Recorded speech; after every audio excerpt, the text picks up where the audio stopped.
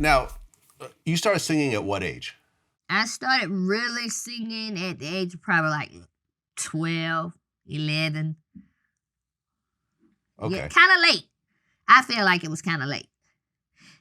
Did it start in the church or singing lessons? No, it really started. My father is a singer. He's a singer. He comes from. The name of his group is called the Tams. They were out in the 60s, and they were like a big beach group with the Drifters and everything. So like I was around it all my life, you know, just going in and out of clubs, being with my father, traveling to Myrtle Beach, Jekyll Island.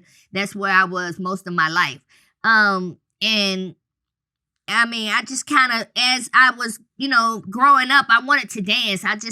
Everything was about dance. And my father would be like, you can't make any money dancing. Like, you need to start doing something else, like singing. And he would hear me in the house singing, like, different people's songs. I think, like, one of my main people were, like, Mariah Carey. I started trying to really get into her.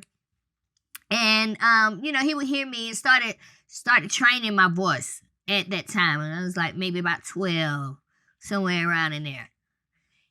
Yeah, I actually looked up the Tams as you were talking about it. They had some snazzy outfits, let me tell you. Yeah. The Tams. let me show you.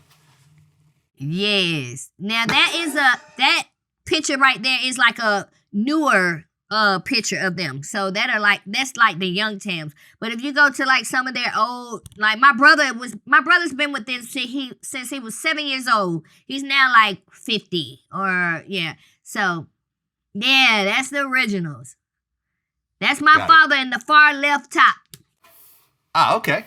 Yeah. Okay. So you grew up in a household that was already deeply in music professionally, not just music fans. You guys were actually in the music business already. Yeah. How successful were the Tams? Did they ever have any hit records? They had hit records. I think they had like number.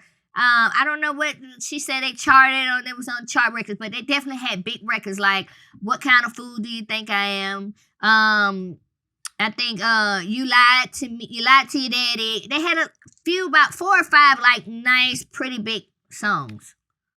Okay. Now here you are in Atlanta, and people have to realize this is not the Atlanta of 2020 at that time. Atlanta really had no music scene at all. I remember when I interviewed Jermaine Dupri, he was like kind of telling me how there was just nothing in Atlanta. You know, no hip hop scene, no labels, no major studios. He was flying like writers and stuff like that down to Atlanta. You know, for example, I just interviewed Speech from Arrested Development, where, you know, and they got their start also. They were saying how in the beginning it was like, you know, their first song was called Tennessee. Like everyone just assumed they were from there because Atlanta was not this hub. The Jermaine Dupri So Def era came later. That's after.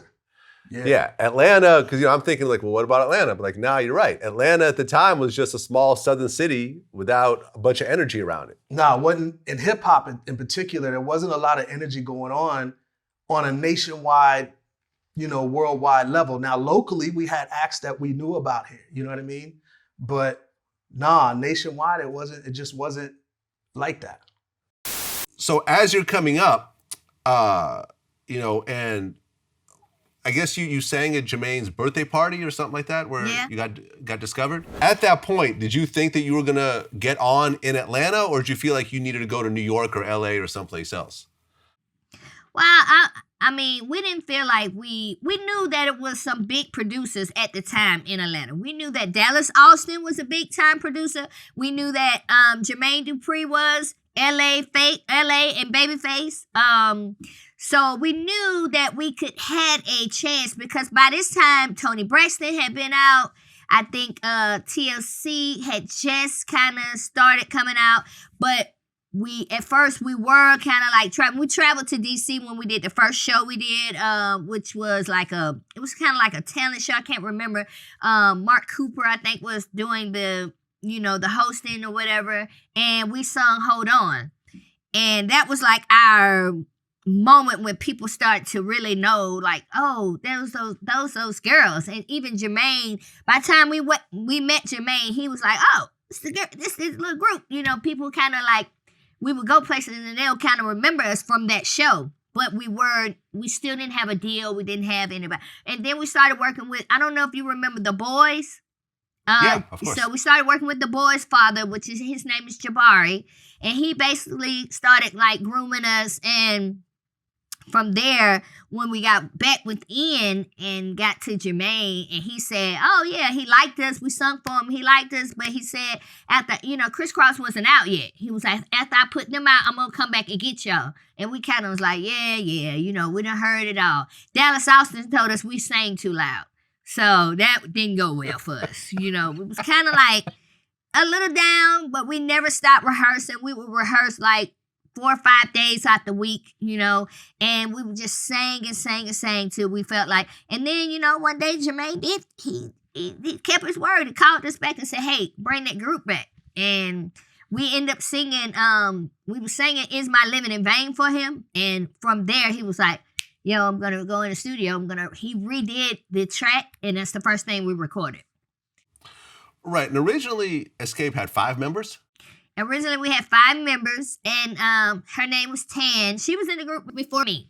And at first, they thought, well, I think when they called me to come in audition for the group, they were thinking about maybe replacing her, because I think they felt like she wasn't really as much into it as, the rest of the girls. So they had me come audition, but when they had me audition, they wanted me, but they didn't want to necessarily get rid of Tan either. So it became a foursome.